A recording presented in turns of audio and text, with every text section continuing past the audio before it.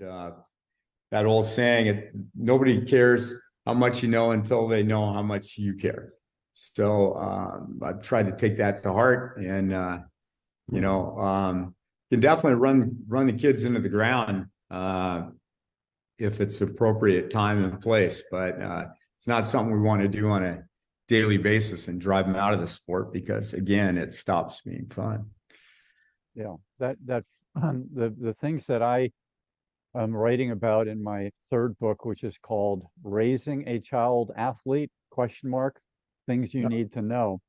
And what I'm saying there is, if you bring in recreation, camaraderie, joy in movement, functional fitness, yoga, physical therapy, and you teach young people all of these things that I call more normal human maintenance, functionality and wellness at a young age, and you teach them that it's not just important, because kids don't want to know just what's important, but that it really works. So like when your desk is clean and your pencils are sharpened, you can get through your work a lot better than if you can't find your pencils and your desk is a mess, right? And same thing in the kitchen, same thing in the car, all the things that the kid's involved with, organization helps. And so now we translate that over to the human mind, body, and spirit.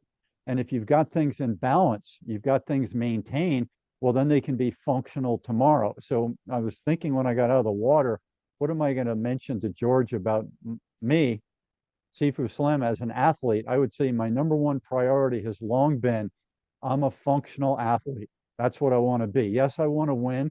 Yes, I want to do well and develop new skills and do well for my team, be part of that experience, competing with the other team, win or lose. We shake hands, hug at the end of the game.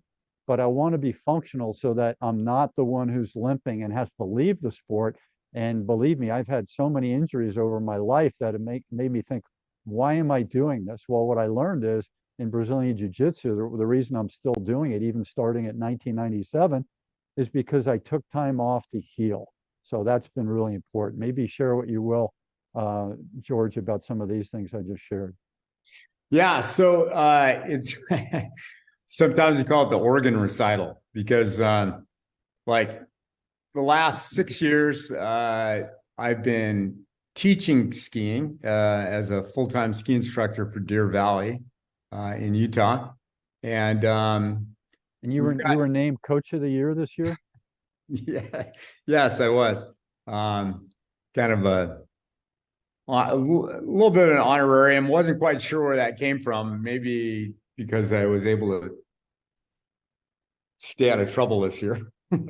But and they figured they can teach an old dog new trick. But no, it's this was year 6 teaching for Deer Valley, and it's a really well-run organization with really good management, the ski school and the training director.